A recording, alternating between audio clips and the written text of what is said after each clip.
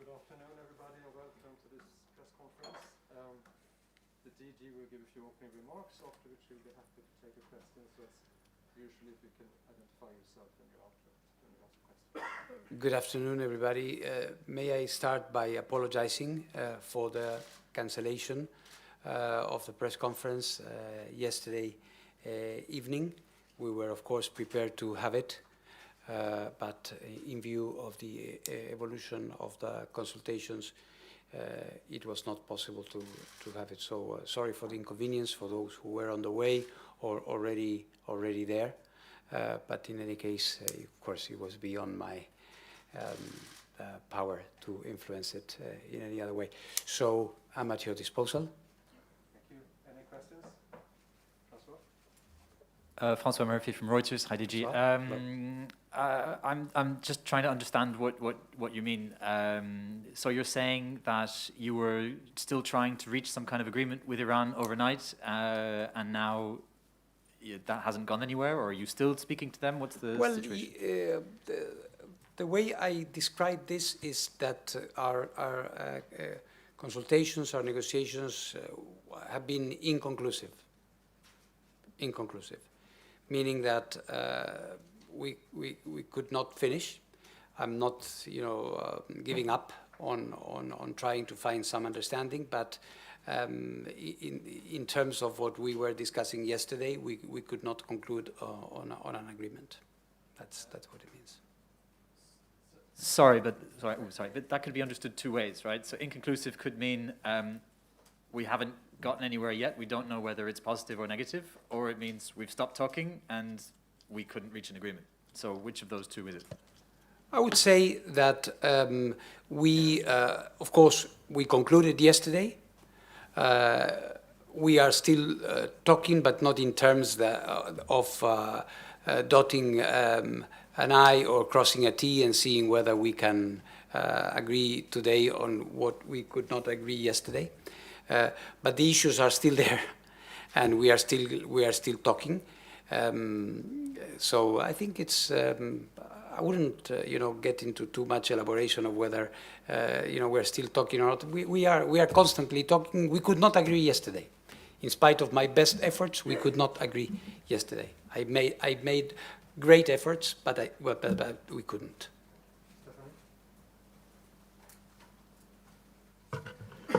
So, hi DG, I'm Stephanie Lichtenstein, freelance journalist. So I was wondering if you could maybe try to elaborate a bit on your negotiations with Iran. There are also some theories floating that maybe Iran demanded some concessions from you in exchange for providing you access to Karaj. I think the Wall Street Journal today reports that there was a connection made to the safeguards probe, and I'm wondering if you could comment on that, or maybe give us a bit of detail where the negotiation stands. Thank you.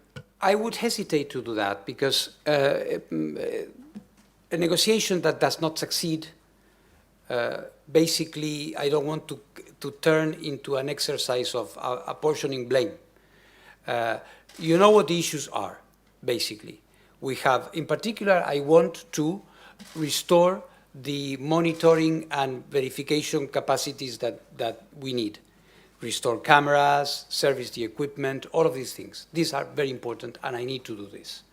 And we have a deficit there, which I have identified in my reports. And then we have a number of outstanding issues in terms of safeguards matters. In the course of a negotiation, you try different things, you approach it in a different way, different combinations. It was not possible for Iran to agree with us. That's what I would say. Thank you. Any further questions?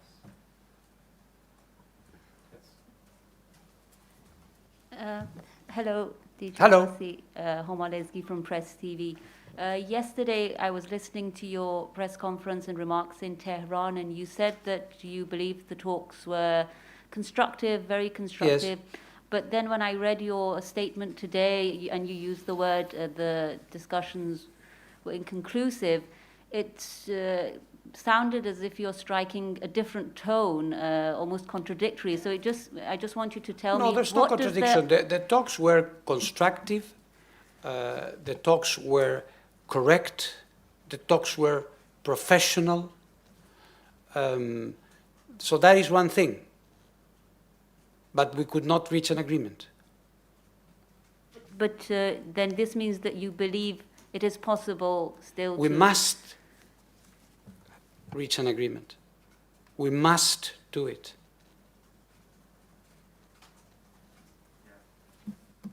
Turkish News Agency Anadolu. That means you have to continue to speak with Iranian authorities. Always. Always. And you have any short date or any time? No.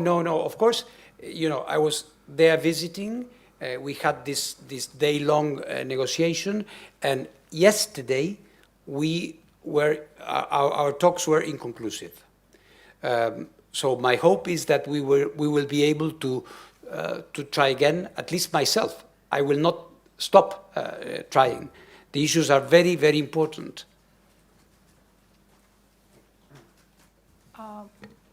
Hi, Doctor. Don't you think Iran is playing this to come to the talks the end of the week a little bit harder, that they can gain more things?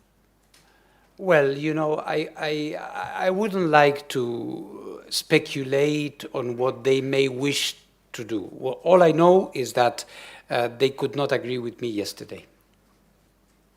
And the reflection of this could be, what is the reflection of not... Suspensive point for what? I don't know. No, Could no, be what? I'm thinking a little bit of the talks. That if the IAEA say that until now you have been talking, but you haven't reached an agreement or you haven't come to a deal. So this will have definitely a reflection on the talks next week. Well, it's a good question for those who are going to be attending those talks. Albert Otti, DPA, German Press Hello. Agency. Hello. In your remarks to the board, you reiterated that the restrictions on your inspections are undermining your ability to have a continuity of knowledge. I mean, your inspectors know basically what Iran is doing, and they know the restrictions they have. So my question is, when do you foresee a point when these current restrictions accumulate to something so serious that it makes basically no longer... We're not far from there. Can you give us an order of magnitude, weeks, months, days? I would say we are close to that. Sorry, can you specify you're close to what? Can you finish the We are sentence? close to the point, I'm saying to you, we are close to the point where I would not be able to guarantee continuity of knowledge. Did you make any progress at all on the substance of these differences with Iran? Was there any forward movement? And secondly, you noted before how unusual it was that since the government of President Raisi had taken office, there'd been this lack of contact. You described it as astonishing. So this was your first chance to interact with that administration. Did you notice any change from the previous administration? How would you characterize them in general? Yeah, this is a good point, because if I could describe this as clearly a positive element, in that we needed to see each other. We needed to meet, to get to know each other. This is why I was saying that it was astonishing that I hadn't had this opportunity. Now we've had it, and I think this will help. This will certainly help, because we had, they listened to me. I certainly listened to them, and they have views, very specific views on certain things, which they have been making public. And I was also able to explain how I see the process, what is expected from them, what I expect from them, and the way in which I hope to be working with them. So in this sense, it was indispensable. It was indispensable that we start after progress. None at all. No. Hello, Mr. Grossi. Hello. I'm Ahmed Samadi from Iran International TV. I want to know your comment about Iranian head of Atomic Energy Organization, who claimed yesterday you admitted no deviation in Iran nuclear program. What's your comment about? First of all, I don't have anything to admit, so the... You admitted no deviation in No, Iranian... yeah, I don't have anything to admit, first of all. Secondly, this is not something we did not discuss. We did not discuss that. Yeah, he told in a joint press conference with you. Apparently in Farsi, I did not hear that, but we did not discuss this. I think they were referring to the previous IAEA reports that had indicated that there were no deviations and so on and so forth. But we didn't discuss this yesterday. It was not the point of the conversations yesterday, really. Thank you. Thank you. Stephanie? Thank you. So if you allow me, I would have one additional question Yes, on please. the treatment of your inspectors, Yeah. which you also reported had to undergo some intimidating security checks. So I was wondering if this was also discussed with your counterparts in Iran. Yes, it was if you discussed, have and made any I hope these issues will not occur again. As you remember, we had a couple of, or more than a couple, a few episodes. We addressed them bilaterally, and then they restarted. So this is why we addressed it again, and I'm hopeful that they understood that they have their reasons. I think my reports elaborate on those, but we explained that any security measure must always be compatible with the agreements between all countries and the agency in terms of how you deal with inspectors. DG, you say you're close to the point where you can't guarantee continuity of knowledge. Is that because you know something is happening at Karaj? Does that mean because you think that it's already back in operation? Have access, but it is obvious that such a long period of time without us getting access, knowing whether there are operational activities ongoing, is something that in itself would at some point prevent me from continuing to say that I have an idea of what is going on. And this is what I'm explaining. I've explained this to my Iranian counterparts very clearly. Right. Then if I may, just to follow up, more generally on the political situation at the moment, you know, we have talks, the JCPOA talks resuming on Monday. We have a board meeting starting now, and it seems that to some extent action against Iran on this point and others at the board meeting is being sacrificed at the altar of continuing the JCPOA talks. So is that how you see it? Are the JCPOA talks effectively undermining your safeguards and your position relative to Iran? No, I would never say that. It is clear, and I agree with you, that there is there are mutual influences, and what may happen in one place will have an impact on the other. But I would never say that. No. Mr. Director General, since you already informed the board that you are close not to know what is going on, so what you are expecting from the board? Shall we expect a resolution? What? I see. No, it's up to the board. I have to inform them what the situation is.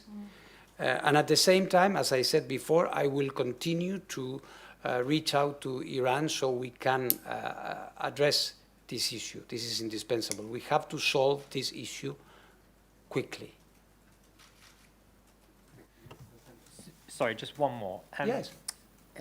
You say you have to solve it quickly. I'm guessing there was no date that was fixed for another visit or any other talks or any other contact? No, but one thing that we agreed with the foreign minister and with others, that we had this absence of contact. So I will not hesitate to reach out to them as many times as I need to, impress on them the need to to help us solve this issue. Yeah, thanks. I have a follow-up question on Yes. the security checks of the IAEA inspectors. Did you actually, you say you're hopeful. Did you get any actual indication from your Iranian counterparts that they are willing to adapt their security checks?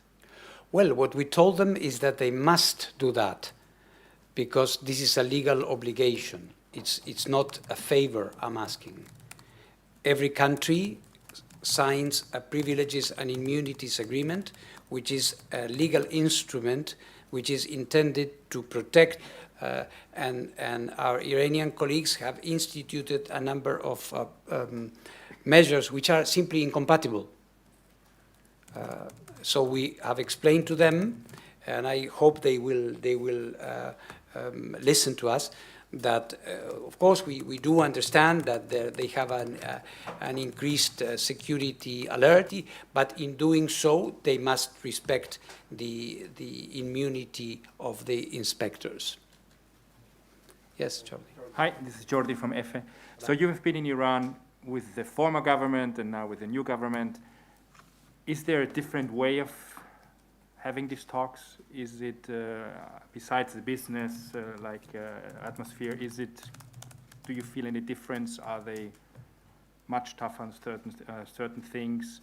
Or is it directly a different way of approaching you? I would say the way, no. Of course, the foreign minister is a distinguished career diplomat and ambassador, and the others are all professionals. But the positions are, of course, very different. Very different. And I think there's no surprise in this. They themselves say it. So the challenge for all of us is to understand each other. It's a different government. They have the position they want, and Iran has given itself the government it wants. So for me, there's no problem. I have to work with the government I have, but we need to agree. We need to agree. Sorry? You're on a technical mission, so how can the stance be so different? I mean, on technical issues. Agreements, there are certain ways to interpret them, and this is why we are trying to make sure that the new approaches in the government do not affect the way in which we work. But the differences are clear, yes. Thank you very much.